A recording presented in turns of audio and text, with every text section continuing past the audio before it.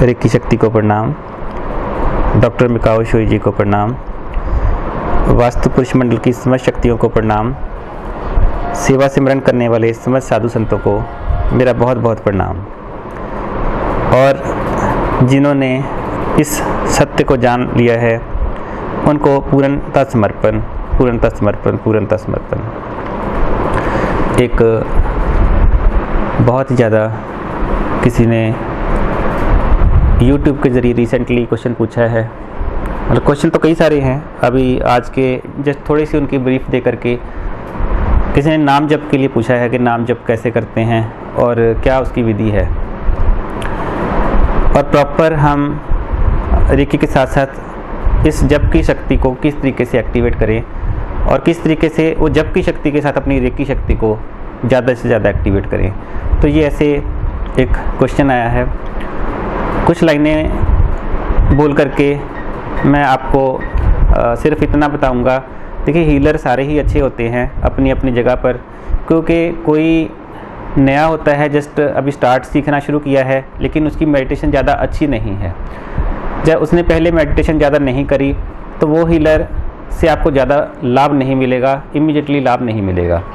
जिसने अच्छी साधना करी है या जिसका अभी साधना लेवल अच्छा हो चुका है, वो वाला हीलर या उसका जो जीवन का स्टाइल है, अगर निष्काम भाव से वो चल रहा है तो आपको उस हीलर से बहुत ज़्यादा फ़ायदा होगा। उस हीलर को आप चूज़ कर सकते हैं। कुछ लोग मतलब हीलिंग को एज ए बिजनेस लेके चलते हैं, तो वो कोई प्रॉब्लम नहीं है हीलिंग को बिजनेस में लेके जाने का, लेकिन उसके साथ साथ वो जो हीलर्स होते हैं जो बिजनेस में लेके जा रहे हैं, उनका जीवन का जो स्टाइल है, लाइफ का जो स्टाइल है, किस तरीके का है, वो आपको देखना पड़ता है कि क्या उनके द्वारा कुछ अच्छे काम हो रहे हैं, क्या उनके द्वारा कोई जो मैसेज आ रहा है यूनिवर्स में वो अच्छे लेवल पे जा रहा है, क्या उनके द्वारा जो आपको मतलब पर्टिकुलर चीज़ चाहिए क्या उनके द्वारा आपको प्राप्त हो रही है। अगर वो हो रही है तो इट मीन्स वो हीलर या वो मास्टर आपके लिए ठीक है। और कुछ लोग कहते हैं कि जी हम रेकी वाले तो बहुत सारे हो गए, या मेडिटेशन सिखाने वाले तो बहुत हो गए, तो हम किसके पास जाएं और किसके पास ना जाएं, हमें समझ नहीं आता। तो इसका सीधा सीधा जो आंसर है फिर से वही है कि उसका जो मेडिटेशन लेवल है, उसका जप लेवल क्या है, वो आपको देखना पड़ेगा। अगर उसका जप लेवल अच्छा है, मेडिटेशन लेवल अच्छा है, या उसके पास जा कर के आपको आराम मिलता है, मतलब कई लोगों के पास जाकर के आपको लगेगा जस्ट ऊपर ऊपर से बातें हो रही हैं, और कई जगह पर जाके आपको लगेगा कि नहीं, ये जो बात कर रहे हैं ये बिल्कुल टू दी पॉइंट वो है, स्पेसिफिक है। और कई हीलर होंगे, कई मास्टर होंगे, पैसे के लिए क्या है कि शुरू में आपसे बात कर लेंगे, बड़े प्यार से बात करेंगे। जब आपने पैसा दे दिया या जब आपने अगली बार उनसे बात करनी चाहिए या उनसे कोई क्वेश्चन करना चाहा, वो ना तो आपको फ़ोन सुनते हैं, ना ही आपसे बात करते हैं, ना ही आपके उसका निवारण देते हैं, आपकी प्रॉब्लम का निवारण नहीं देते। अगर किसी ने ऐसे बंदे से सीखा हुआ है तो भी वहाँ पे उनको दिक्कत आएगी, क्योंकि मैंने ऐसे देखा है कि जब तक पैसे की ज़रूरत होती है, जब तक आपके पैसे उनके अकाउंट में नहीं जाते, तब तक तो आप क्या है, आपसे वो बहुत अच्छे से बात करेंगे। लेकिन जैसे ही हो गया या जैसे ही आपने कोर्स कर लिया, कोर्स से पहले बड़ी बड़ी बातें करेंगे, और जैसे ही कोर्स हो गया वो आपको छोड़ देते हैं कि भाई हमारे पास समय नहीं है, कल बात करिएगा, परसों बात करिएगा। फिर बंदा मतलब बेचारा छोड़ ही देता है कि चल छोड़ यार, अब जो हो गया सो हो गया, पैसा वेस्ट होना था हो गया, अब इन्होंने तो बताना कुछ नहीं। तो ऐसे मैंने कई सारे जो मैंने कहा, तो मैं कि दुनिया का कोई ग्रैंड मास्टर जो अच्छे लेवल पे हैं, ऐसा नहीं है कि मुझे ना जानता हो या मैं उनको ना जानता हूँ। मैं सबसे मिला हूँ, सबसे बात करी है, सबसे सारा सिस्टम किया है, लेकिन आफ्टर सम टाइम ये सारे के सारे छोड़ देते हैं आपको। तो अगर आपके साथ ऐसा हो रहा है तो इट मीन्स कि वो मास्टर आपके लिए ठीक नहीं था, वो कहीं ना कहीं बिजनेस के लिए काम कर रहा था, बिजनेस के लिए चल रहा था। तो आपको वहाँ से फिर थोड़ी देर के लिए हट करके ऐसे संतों के पास जाना चाहिए जो सिमरन करते हैं, साधना करते हैं, सेवा करते हैं, जप करते हैं। उनसे अच्छा तो ऐसे संत अच्छे हैं। तो जो ब्रह्मज्ञानी महापुरुष हैं, ऐसे संतों की शरण में जा कर के भी आप साधना कर सकते हैं, उससे भी आपको जो इसमें पूर्णता प्राप्त होती है। तो इस तरीके से एक छोटा सा ब्रीफ है, कभी इसके बारे में थोड़ा और एक्सप्लेन कर दूंगा कि किस तरीके से वो किया जाए। क्योंकि जो गुरु लोग होते हैं वो खुद आपको अपने पास बुला लेते हैं। जो पूर्ण गुरु होंगे वो आपको अपने पास बुला लेंगे परमात्मा से प्रार्थना करके, वो फिर आपको कभी छोड़ते नहीं। आप चाहे जो मर्जी उनको अच्छा बुरा कहो, लेकिन वो नहीं आपको छोड़ते, सदा उनका हाथ सदा आपके ऊपर रहता है। ऐसे संतों के पास फिर जाना ठीक रहता है। वो आपके कर्म भी काट देते हैं, आपके बहुत सारे कर्मों को ख़त्म कर देते हैं उनके जस्ट एक देखने मात्र से। अब दूसरा क्वेश्चन था कि जप करने के लिए किसी ने कहा कि जप कैसे करें। देखिए, जब तक जप का पता ही ना हो कि कैसे करना है, तब तक ये जप हो भी नहीं सकता। अगर कहते हैं कि राम राम करता सब जग फिरे, राम ना पाया जाए, तो राम राम तो सारी दुनिया करती जा रही है, लेकिन वो राम की जो प्राप्ति है वो किसी को नहीं होती। सिर्फ और सिर्फ कहते गुर प्रसाद निरंजन पावो। जो गुरुओं के शरण में रहा है, कि जो साधु संत की सेवा में रहा है, उनको फिर इसका धीरे धीरे करके अनुभव रूप में परमात्मा का प्रकटीकरण होना शुरू हो जाता है। उनको जीवन में बहुत सारे अनुभव होने शुरू होते हैं जो वो चाहते हैं। उनका सारा का सारा सिस्टम शुरू होना शुरू होता है। कहते प्रगट हुआ साध संग जिन त्यागी माया। जो अपना तन मन दे करके, धन तो मैं नहीं कहता क्योंकि धन तो चलो आपने क्या देना गुरु को, तो उसके पास पहले ही बहुत है। तो ये तन मन अर्पो पूज चरावो, माई गोविंद पूजा कहाँ ले चरावो। तो जैसे कहा गया है कि जो तन मन दंडवत प्रणाम करके अपने गुरुओं के शरण में जाकर के प्रणाम करके साधना करता है, उसको परमात्मा की शक्ति इमीडिएटली मिलनी शुरू हो जाती है, और इमीडिएटली वो धीरे धीरे करके उस अवस्था में रास्ते पे चल पड़ते हैं। अब नाम कैसे किया जाए, जप कैसे किया जाए, उसके लिए सबसे पहले तो आपको, क्योंकि ये कुंडलिनी का विज्ञान है, जो जिन महापुरुषों के साथ मैं रहा हूँ वो क्या है कि वहाँ पे बहुत सारे संत आते थे। मतलब मैं तो बच्चा था, उनका मुझे नहीं पता था कि वो क्या क्या है, तो लेकिन उनसे बातें जब करते थे, वार्तालाप, वो आपस में कभी कभी वहाँ पे बैठने का मौका मिलता था। तो फिर वो संत बताते थे कि भाई तो उन्होंने कहा कि मैं 8 साल तक बिना लेटे हुए अपनी पीठ को मैंने कहते नीचे नहीं लगाया, ऐसे ही मैं बैठा रहा। कहते उसके बाद जाके वो शक्ति प्रकट हो गई। कहते वो शक्ति प्रकट हुई, मेरा शरीर जो है वो रोशनी के प्रकाश रूप में और मंत्र रूप में कन्वर्ट हो गया। तो कहते मैं जो एक 2 तरह की नींद होती है, एक तो होती है कि अपने जीवन में थकावट को ठीक करने के लिए, जो गृहस्थी 7-8 घंटे से होता है, कहते हमारा 5 से लेकर 10 मिनट का वो सिस्टम होता था। 5 से 10 मिनट हम उसमें जाते थे और वो सारी की सारी हमारी नींद पूरी हो जाती थी। तो लेकिन ये वाली जो नींद होती है वो वृक्त थे, वो गृहस्थी नहीं थे, उन्होंने शादी नहीं करी थी। तो ऐसे संत जो थे वो कहते, फिर उन्होंने कहा कि भी फिर भी आप कई बार अब तो लेटे हुए होते हो, तो कहाँ होते हो। कहते कि हमारा जो है शरीर के साथ हम जब कहीं जाते हैं तो हमें पासपोर्ट की ज़रूरत रहती है, किसी वर्ल्ड वाइड कहीं जाना हो। लेकिन अब क्या होता है कि हम आंखें बंद करते हैं और फिर हम उन बच्चों के पास जा कर के आते हैं जिनके भी काम करने होते हैं, जो भी इंग्लैंड में, कनाडा में, कोई कहीं बाहर जो भी याद करता है दिल से, हम उनको आशीर्वाद दे के मिल करके आते हैं जब हम इस तरीके से लेटे हुए होते हैं। फिर वापस कहते फिर से आ जाते हैं। तो फिर कहा क्या कि भाई क्या उस टाइम पे जब आप शरीर से बाहर निकलते हैं तो क्या आपका आपके शरीर को कुछ नहीं होता।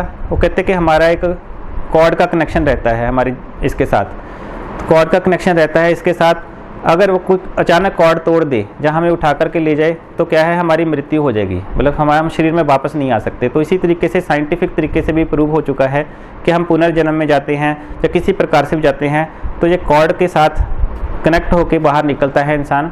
शरीर के साथ थोड़ा कनेक्शन रहता है, थोड़ी सी ऊर्जा शरीर को मिलती जाती है और साथ में क्या है आप कहीं पे भी भ्रमण करके वापस आ सकते हैं। तो जब तक आपकी स्थिति इस अवस्था में नहीं जाती कि शरीर से आने जाने के विज्ञान को आप प्रॉपर नहीं जान पाते, तब तक भाई अपने आप को जांचते रहें कि अभी भी अधूरापन है, अधूरापन है, अधूरापन है। अगर सपनों में आपका कंट्रोल आपके ऊपर नहीं है, जैसे जब हम साधना करते हैं, गुरु जी के पास बैठ के साधना करने का मौका मिला, तो सपने में भी अपनी बॉडी पे कंट्रोल रहता था, सपने भी पूरा कंट्रोल का सिस्टम रहता था। तो ये क्या है कि आपको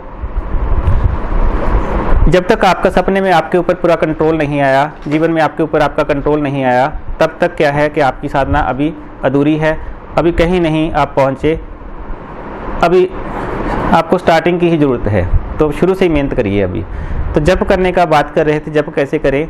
तो सबसे पहले तो जप है बोल करके किया जाता है। तो बोल करके करने से क्या होता है कि आपका ध्यान जो है वो हटता है दूसरी चीज़ों से, और साथ में फिर दूसरा ध्यान होता है ब्रीदिंग प्रक्रिया के साथ। तो पुराने समय में ब्रीदिंग प्रक्रिया के साथ करते थे, अभी मैं भी करवाता हूँ यहाँ पर। तो उसमें सांस के ऊपर ध्यान देना है कि श्वासों की माला में सिमरू तेरा नाम, के श्वास श्वास जो है उसके ऊपर फिर मंत्र को चलाना होता है।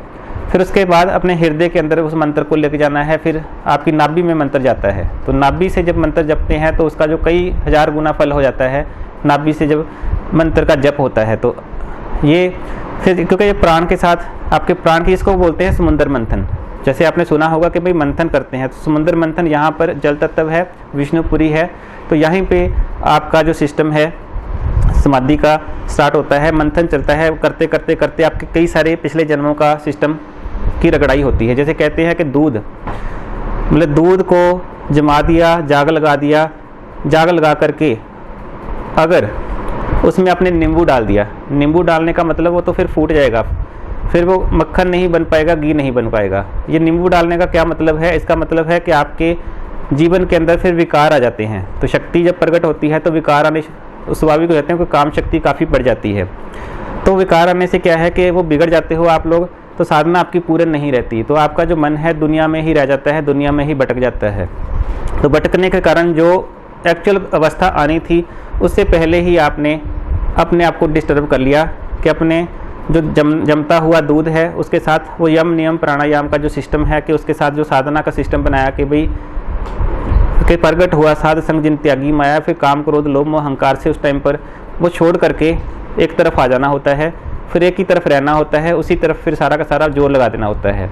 तब जा करके मंत्र के साथ साथ उस तरफ जोर लगा दिया गुरु को समर्पित करके, तो फिर आपको वो प्रगट होता है। वरना क्या है, फटा हुआ दूध कभी भी वो नहीं बनता, उसको पनीर बना के तो खा लोगे लेकिन वो कभी भी घी नहीं बनता, उसकी प्रॉपर एनर्जी नहीं आती। मतलब आपके अंदर वो कुछ ना कुछ तो चलो पैदा हुआ उस साधना से, लेकिन वो क्या है मलिन विचारों के कारण या समय भटकने के कारण, वो खटास के कारण क्या है वो प्रॉब्लम आ गई। आपकी सारी की सारी शक्ति कहीं लग जाती है, कहीं हस्बैंड पे लग गई, कहीं वाइफ पे लग गई, बच्चों पे लग गई, किसी दुश्मन पे लग गई, किसी दोस्त पे लग गई, तो आपकी सारी की सारी एनर्जी ऐसी ही वेस्ट हो जाती है इंद्रियों के ज़रिए या किसी प्रकार से, मतलब काम क्रोध में से, गुस्से से, किसी से भी, लोभ से, किसी भी तरीके से वो कहीं और चली जाती है। तो फिर अगला स्टेप है कि भाई नाभि से फिर मैंने कहा कि जी दूध को हमने जाग लगा दिया, फिर उसका क्या है कि हमने लस्सी बनाई, फिर उसमें से मक्खन निकाला, मक्खन को फिर और रगड़ा और फिर जाके उसका जो घी सिस्टम है निकल गया। अगर मैं कहूँ सीधा दूध दे के कि भाई इसमें से मुझे घी दिखाओ, तो आप कभी नहीं दिखा सकते। इसी तरीके से आप मेरे पास आओ, मैं कहता हूँ कि मुझे हर अंतर परमात्मा की एनर्जी का अनुभव होता है, लेकिन मैं दिखा नहीं सकता अभी, ठीक है। कोई भी दुनिया का संत या कोई भी बंदा आपको सीधा नहीं दिखा सकता। अनुभव जहाँ पे जरूर मिल जाएगा आपको, टेम्परेरी अनुभव होगा कि जब तक यहाँ पर रहोगे तब तक आप लोगोगे या परमात्मा ही है यहाँ पर, कुछ तो एनर्जी है। लेकिन जैसे ही यहाँ से हटे, जैसे ही घर पे गए, 2-4 दिन 5 दिन हफ्ते बाद फिर से आप वैसे ही हो जाओगे। तो ऐसे संतों से क्या है आपको खुशबू मिलती है, क्योंकि उन्होंने साधना करी है, जब तक किया है, उनके अंदर बहुत ज़्यादा जो सिस्टम अंदर से चला हुआ वो आपको फिर खुशबू देता है, अनुभव देता है, आपको आनंद देता है कि भाई क्या बात है, फिर मज़ा आता है कि भाई ऐसा जो है। तो तभी कहते हैं कि भाई संत के भी जप कर लो, जप कर लो, जप कर लो, रगड़ाई कर लो अपनी, इसकी मन की विचारों को, मलिनता को हटा करके रगड़ाई करो, साधना करो, जप करो, फिर आप इसको पालोगे, जान लोगे, फिर आप दूसरों को जनवाने के लायक हो जाते हो, फिर दूसरों को भी कर सकते हो। तो मैं अगर जैसे मैंने कहा कि दूध में मैंने कहा कि सीधा दिखाओ कहाँ है घी, तो आप नहीं दिखा पाओगे। इसी तरीके से कोई भी संत के पास जाओ कि भाई दिखाओ कहाँ परमात्मा है, वो सीधा नहीं दिखा सकता, लेकिन उसके पास बैठने से अनुभव जरूर मिल जाएगा। फिर आगे जी नाभि में फिर चलता रहेगा। फिर क्या होता है, ये स्वप्न में भी चलना शुरू हो जाता है। तो स्वप्न की अवस्था में भी फिर जब चलना शुरू होता है, फिर वो ब्रह्म ज्ञान का पहला स्टेप आ जाता है। तो ब्रह्म ज्ञान की पहली स्थिति आती है जब जागृत में भी पाठ, स्वप्न में भी पाठ और स्वप्न में अवेयरनेस। तो अवेयरनेस आने के बाद फिर क्या होता है कि आपको पता लगता है कि भाई कंट्रोल आ जाता है सपने में भी कि आपको क्या करना है, कैसे चलना है। यहाँ पर भी ख़त्म नहीं होना, यहाँ पर भी छोड़ नहीं देना। यहाँ से फिर आगे और चलते हैं, जब तक और बढ़ता चला जाता है, चलता जाता है। लेकिन यहाँ पर एक सिद्धि आ जाती है आपके अंदर, कहते 9 निधि 18 सिद्धि। तो यहाँ पर थोड़ा सा ये होता है कि आपके पास अगर आप मेल मेंबर हैं तो लड़कियाँ या इस तरीके की फीमेल्स आपको दिख सकती हैं जो आपके साथ दोस्ती करना चाहें या कुछ भी करना चाहें, मतलब आपके लिए सब कुछ समर्पित करना चाहें। या फिर अगर आप फीमेल मेंबर हैं तो मेल मेंबर्स इस तरीके से आपके नियर बाय आ सकते हैं। तो यहाँ पर भी आपको थोड़ा सा कंट्रोल में रहना होता है। और जहाँ फिर समटाइम्स कुछ कॉस्मिक ऊर्जाएं भी आ जाती हैं इस तरीके का रूप लेके, वो स्वप्न में बहुत ही सुंदर सुंदर रूप लेके आपके पास आ सकते हैं, किसी प्रकार का भी ये रूप लेके आ सकती हैं, क्योंकि ये इंद्र लोक का जो सिस्टम होता है कि आपकी इंद्रियों को गिराना, कि जो साधना करता है, जितने भी आपने प्राचीन सिस्टम देखे होंगे उनकी सबकी साधना को गिराने की कोशिश करी गई किसी टाइम पे, लेकिन उन्होंने एकाग्र होकर, चाहे वो हरनाक्ष है, चाहे रावण है, चाहे प्रनाक्ष है, चाहे कंस है, जब भी इन्होंने साधना करी, चाहे राक्षस रूप में ही करी, लेकिन इन्होंने अपना निश्चय नहीं छोड़ा। तब जाके भगवान आए और उन्होंने उनको तथास्तु करके आशीर्वाद दिए, चाहे वो ब्रह्मदेव का करते थे, किसकी भी करी। तो इसी तरीके से जब हस्बैंड वाइफ या कोई भी लड़का या लड़की अलग से भी अगर साधना करते हैं तो भी शक्तियाँ नीचे उतरती हैं, लेकिन शुरू में आपकी टेस्टिंग होती है, ये टेस्टिंग का पीरियड होता है। तो यहाँ पर आपने फंसना नहीं है, इससे भी आगे निकलना है। तो फिर करते जाएं। अब एक और मोड़ आएगा कि जिसमें आप जो सोचेंगे, जो चाहेंगे वो होना शुरू हो जाएगा।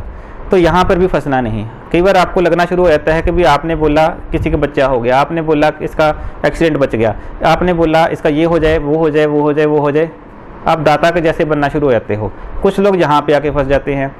तो यहाँ पे भी फंसना नहीं है, क्योंकि यहाँ फंस गए तो भी आपकी दिक्कत हो जाएगी। फिर आप जो चाहोगे कि भी बादल आ जाए, बादल आ गए, आपने कहा बारिश हो जाए, बारिश हो गई।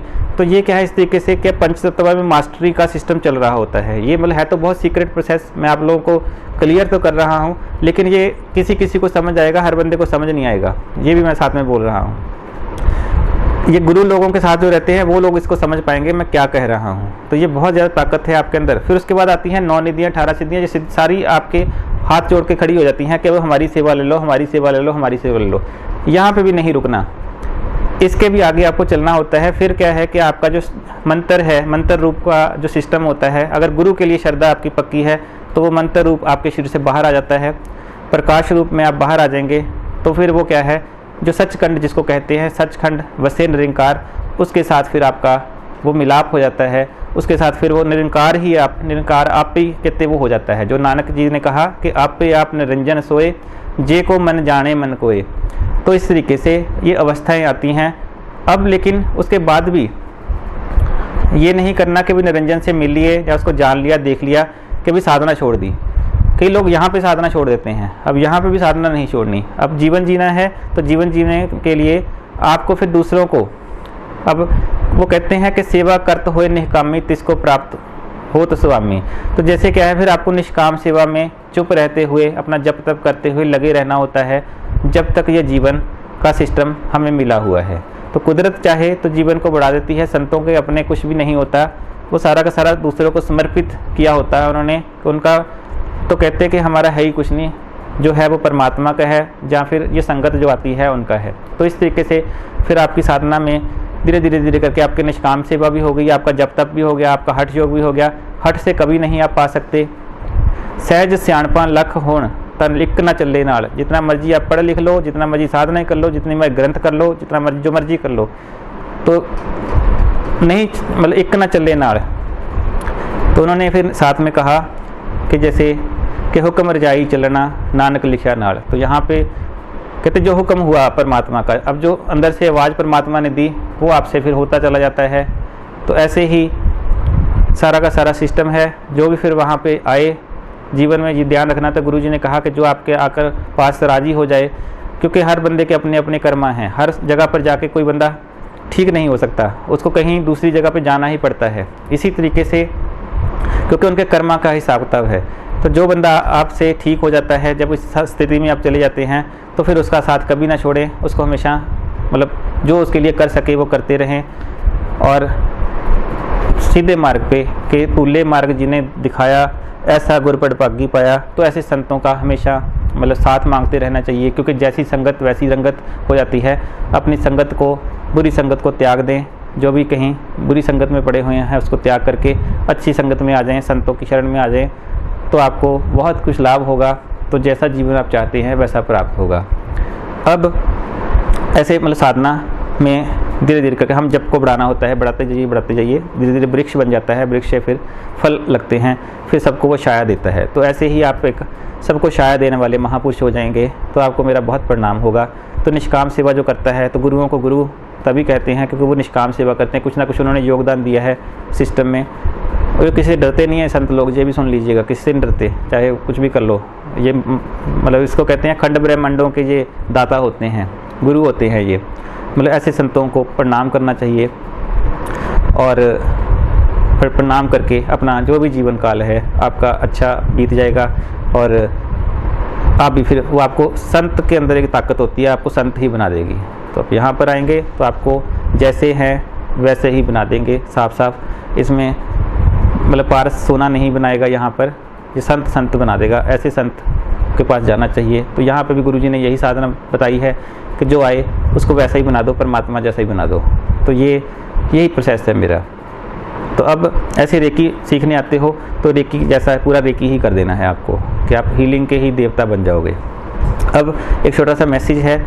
मैसेज हमेशा वही होता है कि सिमरन करिए, जप करिए, सिमरन करिए, साधना करिए, जितना हो सके उतना करिए। लेकिन जप के साथ साथ ध्यान कर देना है कि आपका जो ध्यान है मतलब जो चाहते हो उस तरफ होना चाहिए। मतलब वो कुछ लोग, मैंने पहले भी कहा था कि आप चाहते क्या हो।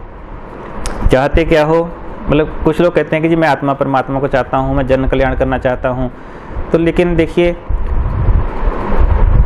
अगर आत्मा परमात्मा को चाहते हो तो सब छोड़ दो, साफ साफ बोल रहा हूँ, छोड़ दो फिर, ठीक है, अगर आप सच में चाहते हो। लेकिन कहते हैं जन कल्याण करना चाहता हूँ, तो जन कल्याण के लिए आप चाहते हो कि भाई आपके पास पैसा हो, आपके पास यश हो, आपके पास कीर्ति हो, आप जो चाहो जो कहो वो होता चला जाए। तो भी आत्मा परमात्मा नहीं चाहते, आप लोग अपना कुछ अस्तित्व चाहते हो जीवन में। तो अगर आप वो चाहते हो, वो भी सिंपल सा प्रोसेस है। उसके लिए आपको स्टडी करनी है, ग्रंथों को पढ़ लो। जितने भी ग्रंथ कथाकार हैं, जो कुछ भी आपको सिखा रहे हैं, उन्होंने पढ़ाइयाँ करी है। कथाकार अगर कथा भूल जाए तो फिर क्या है, आपको नहीं पता कि उनको कितनी मेहनत करनी पड़ती है, कितनी कथाएँ स्टडी करनी पड़ती हैं। तो पढ़ लो, पढ़ करके साधना करो। फिर उसको क्या है कि आप जीवन में उतारना शुरू करो, उतार करके लोगों को बताना शुरू करो। धीरे धीरे करके आपसे अपने आप सारा सिस्टम चल पड़ेगा। दूसरा क्या है, पैसे का सिस्टम है। पैसा चाहते हो भी तो पैसे का भी वो सिस्टम सीखो। पैसा आएगा विद्या से, दूसरा कोई रास्ता नहीं है। गलत कामों से किया हुआ पैसा, चोरी किया हुआ पैसा 2-4 हफ्ता महीना रह जाएगा, उसके बाद क्या है सारा का सारा समाप्त हो जाएगा। आप ही के ऊपर समाप्त हो जाएगा, आपके घर के बाहर के ऊपर समाप्त हो जाएगा, आपकी बीमारियों में समाप्त हो जाएगा। तो अच्छे काम से कमाया हुआ पैसा आपको हमेशा हेल्प देगा। तो वो विद्या से प्राप्त होता है। जो विद्या करी होगी, कोई डॉक्टर बन के कमाता है, कोई इंजीनियर बन के कमाता है, कोई किसी प्रकार से कमाता है। तो विद्या प्राप्त करके कि विद्या विचारी परोपकारी, इसको कहते हैं कि सरस्वती जब आती है तो उसके साथ उसकी लक्ष्मी उसकी बहन ही है, उसको आ जाएगी, मिल जाएगी। तो ऐसे जिसकी लक्ष्मी बहन है, ठीक है, उसकी शक्ति भी बहन है, उसके अंदर परमात्मा की शक्ति भी फिर उतर आएगी। लेकिन अहंकार नहीं करना होता जब पैसा आता है। तो पहले ये सिस्टम कर लो, तन से मन से धन से ठीक हो जाओ, फिर उसके बाद जन कल्याण ऑटोमेटिक आपसे हो जाएगा। जो मर्जी खर्चना, फिर अगर कई करोड़ आ गया आपके, वो आ गया आपके पास, तो उसमें से आप लोगों पे लगा दिया, कोई स्कूल खोल दिया, कॉलेज खोल दिया, कुछ भी कर दिया, तो ये जन कल्याण ही है। अब है ही कुछ नहीं तो कहाँ से जन कल्याण करोगे। तो ये सिस्टम अलग अलग है। अगर सच में आत्म तत्व, देखो आत्म तत्व को जानना बहुत ज़रूरी है जीवन रहते हुए, तो इस पे लग जाइए, सब कुछ अपने आप फिर प्राप्त होता चला जाएगा। लेकिन साथ साथ विद्या भी प्राप्त करिए। अभी के लिए इतना ही। बहुत सारा आशीर्वाद, बहुत सारा प्रणाम प्रणाम प्रणाम।